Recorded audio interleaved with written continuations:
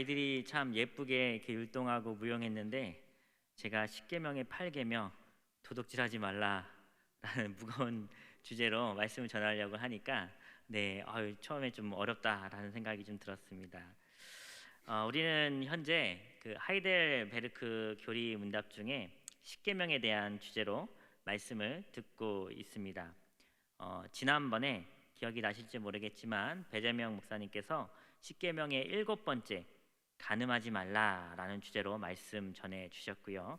오늘은 10계명의 8번째인 도둑질하지 말라가 오늘의 주제입니다. 그리고 이 주제는 하이델베르크 요리문답 전체 129문 중에 110문에 속해 있습니다. 129문 중에 110문이니까 이제 거의 다 왔습니다. 네. 10계명은 크게 두 가지로 나눠서 설명할 수 있습니다. 잘 아시겠지만 1에서 4계명은 하나님과 나의 관계입니다. 그리고 5계명부터 마지막까지는 하나님 안에서 이웃과 이웃에 대한 율법입니다. 사복음서에서 예수님께서는 이 10가지 10계명을 두 가지 율법으로 잘 요약해서 하나님 사랑, 이웃 사랑이라고 정의해 주셨습니다.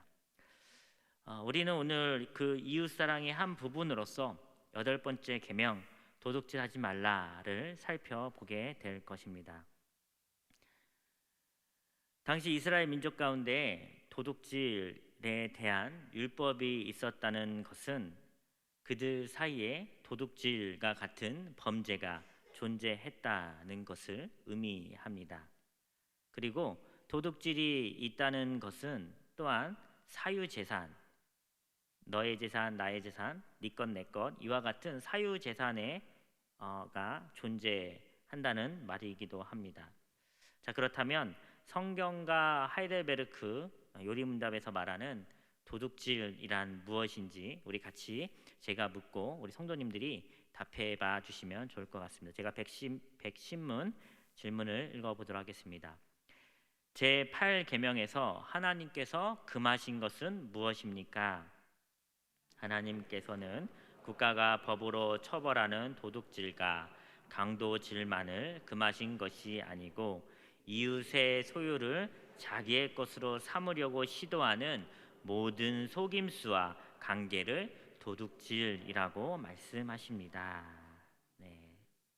우리가 방금 읽은 이 답의 내용을 꼼꼼히 살펴보면 내가 남의 것을 훔치는 어떠한 물질적인 것을 훔치는 행위만 도둑질이 아니라고 방금 전에 답에서 얘기해 줍니다. 이웃의 소유를 자기의 것으로 삼으려고 시도하는 모든 속임수와 관계 역시 도둑질에 해당한다는 것이지요. 제가 자녀들을 키워 보니까 보통 만 2세가 되면, 그러니까 한 24개월 정도가 되면 내 것과 남의 것을 구분할 줄 압니다. 때문에 그 아이들은 내 건데, 이 이불이, 이 베개가 내 건데 다른 사람이 만지면 소리를 지르면서 자신의 것임을 주장하지요. 저희 집에서는 이 소리 지르는 일이 굉장히 자주 일어납니다. 이렇게 영아 때부터 내 것과 남의 것을 구분하게 되는데, 너무 놀라운 것은 내 것은 당연히 내 것이지만 은연중에 남의 것도 내 것이고 싶어 하는 경향이 죄인의 속성 중에 있다는 것입니다. 성경은 우리에게 분명히 말해 줍니다. 내 소유가 있고 나의 소유가 있고 이웃의 소유가 있다 라고 성경은 말해 줍니다. 내 소유가 분명히 존재하고 이웃의 소유가 분명히 존재한다라는 것이지요. 이와 같은 남의 소유에 대한 인정, 남의 소유에 대한 인정은 우리가 우리의 이웃을 대할 때의 삶의 태도로 이어지게 됩니다. 남의 소유에 대한 인정은 이웃에 대한 존중이 바탕이 되어야 남의 소유가 인정되는 것이지요.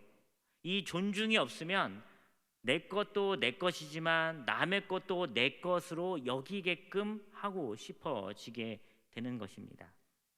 즉 이 오늘 우리가 볼 이 십계명 8의 계명은 단지 남의 물건에 대한 도둑질만을 말하는 것이 아니라 이웃의 물건에 대한 소유권을 인정함과 동시에 이웃을 존중해야 함을 보여주고 있는 계명입니다.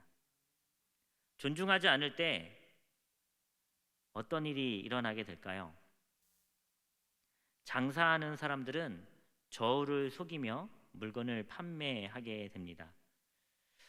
고용직 사람들은 그저 월급이나 제때 받으며 회사에서 어영부영 일을 하게 되겠지요.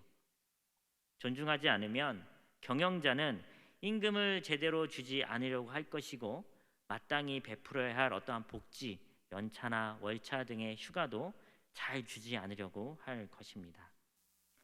이웃을 존중하지 않을 때, 남의 소유를 인정해주지 않을 때 이와 같이 어떠한 보이는 물질에 대한 도둑질만 있는 것이 아니라 시간이나 인권이나 양심에 대한 도둑질이 서로 간에 이웃 간에 일어나게 되는 것이지요. 혹시 월급 루팡이라는 말을 아시나요? 네, 신조어입니다. 아마 20, 30대 분들은 아실 텐데요. 직장에서 하는 일 없이 월급만 타가는 직원을 비유적으로 이르는 말이 월급 루팡입니다. 루팡이라는 도둑이 있어요. 회사원은 회사가 자신을 존중해 주지 않고 마치 느끼기에 배터리처럼 사용한다고 느끼니까 시간을 허비하며 이 월급 루팡을 하게 됩니다. 반대로 회사는 회사원을 존중해 주지 않으니 그들의 어떠한 환경, 가정적인 어떠한 상황을 고려하지 않고 가하게 일만 시키려고 하고 그들의 복지에는 관심이 없는 것이지요. 이와 같이 서로에 대한 존중이 없을 때 시간이나 돈이나 인권에 대한 도둑질이 양방향에서 일어나게 됩니다. 저를 한번 따라해봐 주시길 바랍니다. 다시 한번 이웃을 존중해야 합니다. 이웃을 사랑해야 합니다. 감사합니다. 이웃을 존중함으로 그리고 이웃을 진정성 있게 사랑함으로 서로 도둑질하는 일이 없어야 할 것입니다. 자, 그렇다면 도둑질에 대해 언급한 우리 몇 가지 성경의 사례들을 찾아서 같이 한번 읽어보도록 하겠습니다. 먼저는 하나님의 것을 도둑질한 경우가 등장합니다. 성경에서 하나님의 것이지만 하나님의 것을 탐낸 대표적인 사람이 있습니다. 누구지요? 아마 머릿속에서 떠오를 것입니다. 우리 여호수아 7장 11절과 24절 말씀 우리 화면을 통해서 같이 한번 11절, 24절 같이 읽어보도록 하겠습니다. 시작. 이스라엘이 범죄하여 내가 그들에게 명령한 나의 언약을 어겼으며 또한 그들이 온전히 바친 물건을 가져가고 도둑질하며 속이고 그것을 그들의 물건들 가운데 두었느니 24절입니다. 여호수아가 이스라엘 모든 사람과 더불어 세라의 아들 아간을 잡고 그 은과 그 외투와 그 금덩이와 그의 아들들과 그의 딸들과 그의 소들과 그의 나귀들과 그의 양들과 그의 장막과 그에게 속한 모든 것을 이끌고 아골 골짜기로 가서 아간이 여호수아에서 어떠한 범죄를 저지르는 것이지요? 여리고에 있는 모든 것은 하나님께 속한 것으로 여겨야 하는데 그는 자족함 없이 하나님의 명령을 무시하고 자신의 탐심을 채운 죄, 도둑질, 그것도 하나님의 것을 도둑질합니다. 그리고 그 끝은 우리가 성경을 통해 알 수 있듯이 아골 골짜기에 그가 버려짐을 당해 죽게 되는 것을 우리는 보게 되어집니다. 우리 한 구절을 더 찾아서 읽어보겠습니다. 말라기 3장 8절입니다. 말라기 3장 8절 우리 같이 읽어보겠습니다. 시작. 사람이 어찌 하나님의 것을 도둑질하겠느냐? 그러나 너희는 나의 것을 도둑질하고도 말하기를 우리가 어떻게 주의 것을 도둑질하였나이까 하는도다. 이는 곧 11조와 봉헌물이라. 아멘. 이 말라기의 배경을 살펴보면 성전 재건 이후에 부패한 백성들과 제사장들을 향한 이 말라기 사자의 메시지가 담겨 있는 성경책이 바로 이 말라기입니다. 제대로 신앙생활하지 않는 그들을 향한 엄중한 심판의 메시지이지요. 현대 교회에 와서 11조에 대한 해석은 분분합니다. 11조는 구약에 머무는 것으로 해석하는 사람도 있고 혹은 문자적으로 해석하는 경우도 있습니다. 하지만 우리가 중요하게 생각해야 될 것은 우리가 드리는 이 헌금은 하나님께 드리는 것이라는 명확한 인식이 내 안에 있어야 한다는 것이지요. 우리가 헌금을 올려드릴 때 어떠한 마음으로 해야 할까요? 하나님, 내 것은 아무것도 없고 다 주님의 것입니다.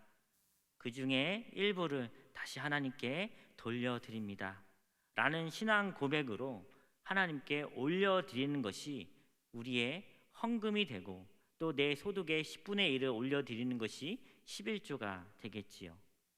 이 헌금의 행위에는 하나님이 나의 전부시고 내 주인이시라는 고백이 담겨 있는 것입니다. 오해하지 마시기 바랍니다. 헌금은 교회에 내는 것이 아닙니다. 헌금은 하나님께 드리는 것입니다. 하나님께 올려드리는 것이지 이것은 교회에 주는 것이 아니지요.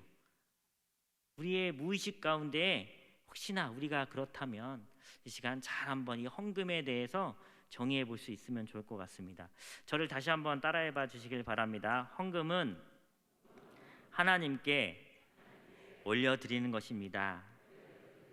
헌금은 내 것은 아무것도 없고 다 하나님의 것이라는 신앙 고백입니다. 네, 감사합니다. 네. 이와 같은 신앙 고백으로 하나님의 것을 도둑질하지 않는 우리 다 잘하고 있으시겠지만 우리 성도님들 되시기를 주님의 이름으로 소원합니다. 하나님의 것을 훔치는 경우에는 이렇게 보여지는 물질도 있겠지만 하나님의 말씀을 훔치는 경우도 있습니다. 하나님의 말씀을 훔친다. 어떤 경우일까요? 우리 에레미야 23장 30절입니다. 우리 같이 화면을 통해서 한번 같이 읽어보도록 하겠습니다. 23장 30절 시작. 여호와의 말씀이라. 그러므로 서로 내 말을 두둑질하는 선지자들을 내가 치리. 아멘. 에레미야서의 배경은 예루살렘이 멸망하기 직전과 직후의 배경을 두고 있습니다. 에레미야 시절에 거짓 선지자들이 참 많이 있었습니다. 에레미야가 하나님의 말씀에 순종하지 않고 패역한 백성들을 향하여 여호와의 심판의 날이 곧 온다라고 선포할 때 많은 거짓 선지자들이 왕과 백성들에게 그것을 부정하며 에레미야를 책망하며 이스라엘 백성들이 평강할 것을 전합니다. 성도 여러분, 너는 망할 거야, 망할 거야, 망할 거야 라고 하는 말과 너는 축복받을 거야, 평강할 거야, 평강할 거야 라는 말 중에 무엇이 더 듣기 좋으시나요? 그쵸? 우리 후자가 더 듣기 좋지요. 보통 사람의 심리는 좋은 말을 듣고 싶고 위로받고 싶고 축복의 말을 듣고 싶어 합니다. 때문에 당시 거짓 선지자들은 하나님의 말씀에 순종하지 않는 패역한 백성들을 향해서 계속적으로 위로의 말, 축복의 말, 그들의 어떤 행위에 대한 꾸짖음 없이 지금처럼 여호와의 말씀에 순종하지 않고 있지만 괜찮아, 평강할 거야, 천국 갈 수 있을 거야 라고 선포했습니다. 그런 그들을 향해 하나님께서 말씀하시지요. 내 말을 도둑질하는 선지자들을 내가 치리라. 오늘날 이 선지자적 역할은 보통 목사님들이 합니다. 우리 모두 다 만인 제사장, 만인 선지자이지만 이 역할은 보통 목사님들이 많이 하지요. 전혀 예배 생활도 하지 않고 전혀 기도도 하지 않는 성도들을 향하여 목사가 괜찮다고 축복의 말씀만 전한다면 우리는 그 목사를 한번 의심해 봐야 할 것입니다. 하나님의 참된 선지자는 잘못하는 성도에게 하나님의 엄중한 꾸짖음을 경고할 수 있어야 합니다.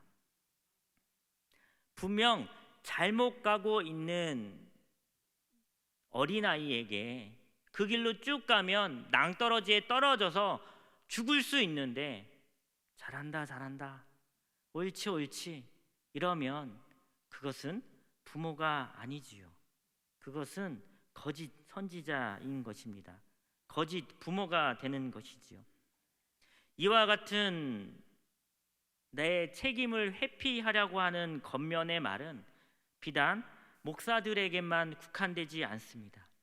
교회 각 리더의 자리에 있는 직분을 가진 장로님들, 권사님들, 그리고 우리 집사님들, 혹은 그 소그룹의 목자님들, 그리고 또 주일학교에 있는 교사들 역시도 참된 선지자의 역할을 해야 하는 것이지요. 말씀도 읽지 않고 기도의 자리도 나오지 않지만 그래도 하나님께서 복을 주실 거야 라는 위로의 말을 한다면 그 역시도 하나님의 말을 도둑질하는 거짓 선지자, 10계명의 8번째 계명을 어기게 되는 것입니다. 사랑하는 성도 여러분, 부디 하나님의 말을 훔치는 거짓 선지자가 되시지 마시길 바랍니다. 건면할 대상에게 분명히 건면하여서 회개할 수 있는 기회를 주실 수 있는 우리 모든 성도님들 되시기를 주님의 이름으로 소원합니다. 이렇게 하나님의 것을 훔치는 이 범죄도 있지만, 도둑질도 있지만 정말 실제적으로 남의 것을 훔치는 도둑질도 있습니다. 가장 기본적으로 우리 창세기 31장 19절에 보면 나오는데요. 우리 같이 한번 창세기 31장 19절 같이 읽어보겠습니다. 시작. 그때 라반이 양털을 깎으러 갔으므로 라헬은 그의 아버지의 드라빔을 도둑질하고. 이 야곱이라는 이름의 뜻을 혹시 아시나요? 네, 속이는 자라는 뜻이지요. 야곱이 그 삼촌의 집에서 나올 때 야곱의 아내 라헬이 그의 아버지의 드라빔을 도둑질하는 범죄를 저지릅니다. 이 역시도 도둑질하는 죄를 범한 것이지요. 그리고 그 결과는 그 이후에 성경을 보면 알 수 있듯이 라반의 추격을 받게 되고 생명의 위협도 처하게 되지요. 사무엘하 15장 6절입니다. 또 다른 도둑질의 예인데요. 우리 사무엘하 15장 6절 우리 화면을 통해서 같이 한번 읽어보도록 하겠습니다. 시작. 이스라엘 무리 중에 왕께 재판을 청하여 오는 자들마다 압살롬의 행함이 이와 같아서 이스라엘 사람의 마음을 압살롬이 훔치니라. 아멘. 네, 압살롬은 누구입니까? 다윗의 아들입니다. 이 본문은 우리가 새벽 예배 때 본문으로 또 우리가 잘 먼저 들었었지요. 사무엘하 15장 6절을 보면 압살롬은 아버지 다윗에게 향해야 하는 백성들의 마음을 훔치게 됩니다. 왕권을 무너뜨리려고 하는 계략이었지요. 이 또한 8계명을 어기는 행위입니다. 우리가 일상생활에서 이와 같은 잘못을 저지를 수 있겠지요. 하나님께 올려드려야 하는 영광들을 사람이 그 자리에서 취해 버리는 것입니다.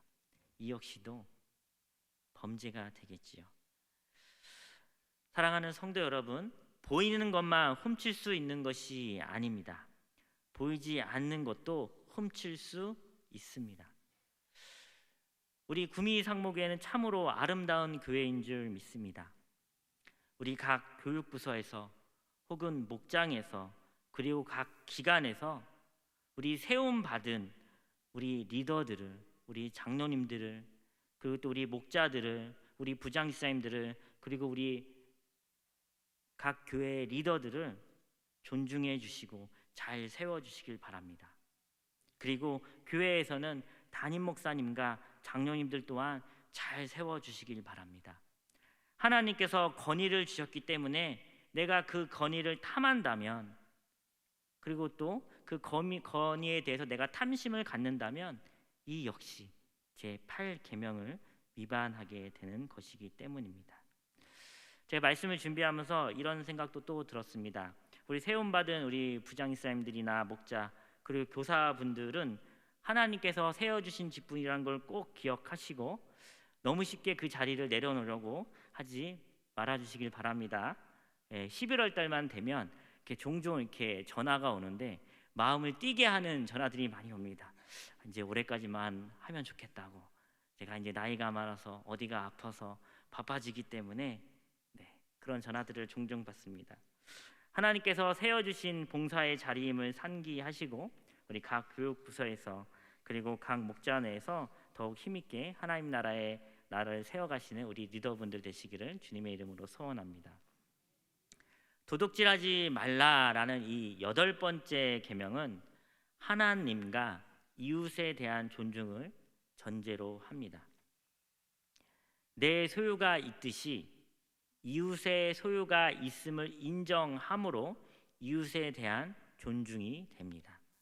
또한 내 소유가 다 하나님의 것이라는 신앙 고백으로 하나님에 대한 존중을 표하게 됩니다.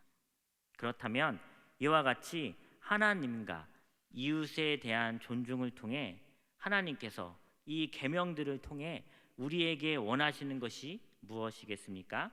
우리 111문을 제가 묻고 우리 성도님들께서 답해 주시길 바랍니다. 우리 111문 제가 한번 읽어보겠습니다.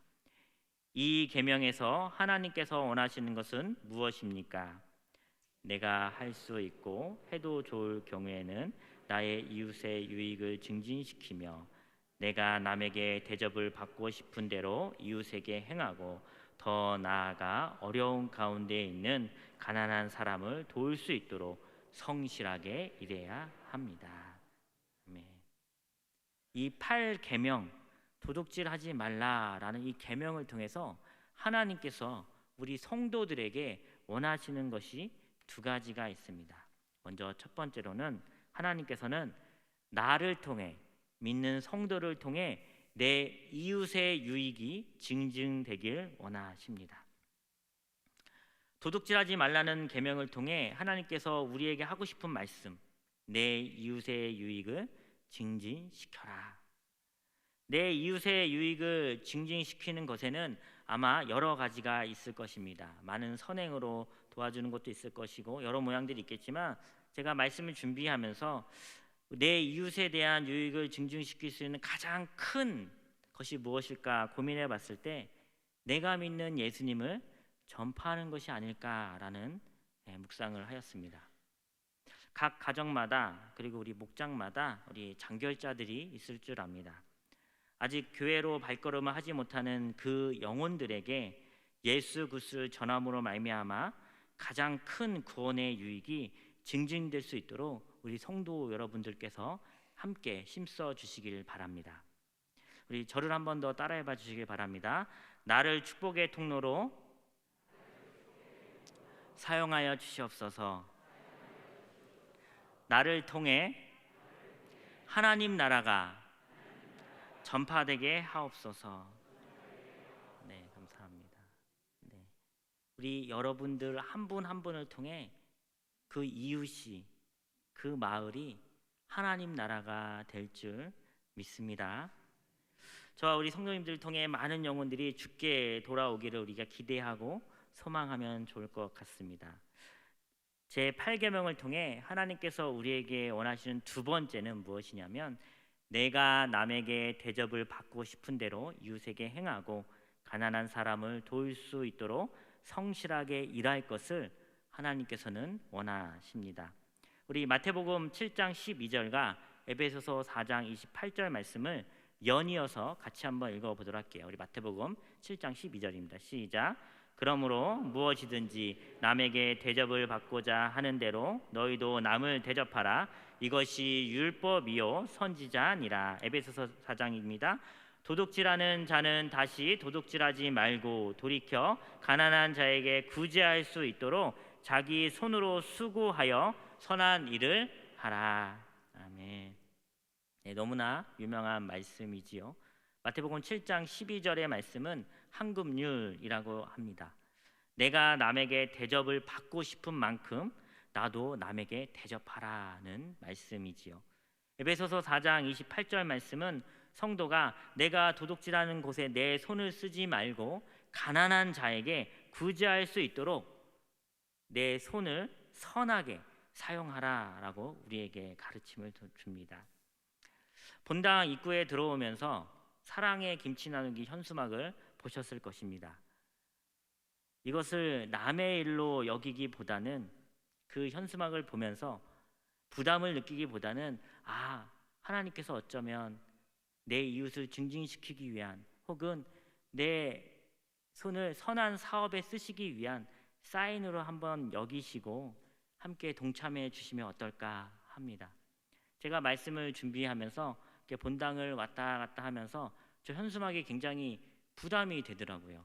저 시뻘건 김치가 어떻게 쓰는지 저는 아직 다 1년을 안 겪어서 모르니까 나중에 물어보니까 이것이 어려운 이웃을 돕는 데 쓰여진다고 합니다. 내가 대접한 것만큼 대접받는 축복을 누리시는, 아니 그보다 더 큰 축복을 누리시는 우리 모든 구미 상무교회 성도님들 다 되시기를 축복합니다. 말씀을 맺도록 하겠습니다. 도둑질은 결핍에서 옵니다. 내 스스로가 자족하지 못할 때 오는 것이 결핍입니다. 내가 부족하다고 느끼니 남의 돈, 남의 시간, 남의 인권을 훔치는 범죄를 우리는 이웃 간에 저지르게 됩니다. 하지만 내 안에 자족함이 있다면 어떨까요? 남의 돈과 시간과 인권을 훔치려 하지 않을 것입니다. 왜지요? 내 스스로가 만족함을 누리고 있기 때문입니다. 이 온전한 만족감, 이 자족감은 세상이 주는 것이 아니지요. 누가 줄 수 있는 것입니까? 우리의 하나님 아버지께서 주실 수 있는 것입니다. 우리 빌립보서 4장 11절 우리 마지막으로 한 번 더 같이 읽어보도록 할게요. 빌립보서 4장 11절입니다. 시작. 내가 궁빅함으로 말하는 것이 아니라 어떠한 형편에든지 나는 자족하기를 배웠노라. 아멘. 네, 우리가 현재 이 에베소서와 더불어 이 빌립보서는 바울의 옥중 서신 중에 하나입니다. 바울은 절대 자족할 수 없는 가운데서 그는 자족하였고 만족을 고백하였습니다. 그가 옥에 갇혀 있지만 그럼에도 불구하고 만족함을 누릴 수 있는 까닭은 바로 하나님께로부터 오는 충만함이 있었기 때문입니다. 사랑하는 우리 성도 여러분, 하나님으로부터 오는 충만함을, 온전한 만족을 누리실 수 있기를 주님의 이름으로 소원합니다.